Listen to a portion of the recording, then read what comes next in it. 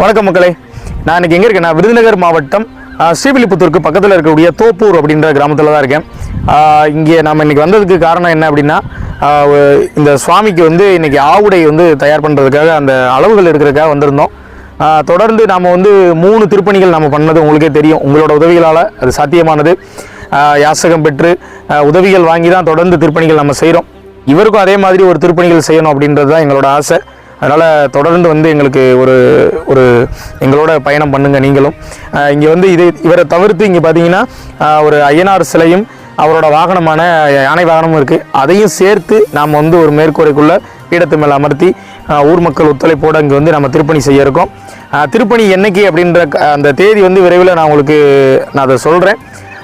தொடர்ந்து எங்களுக்கு உதவி பண்ணுங்கள், எங்களுக்கு சப்போர்ட் பண்ணுங்கள். உங்களால் உதவி பண்ண முடியல அப்படின்னா இந்த காணொலியை நிறைய பேருக்கு ஷேர் பண்ணி தெரியப்படுத்துங்க. அதுவே நீங்கள் செய்கிற மிகப்பெரிய உதவி. தொடர்ந்து எங்களோட பயணம் பண்ணுங்கள்.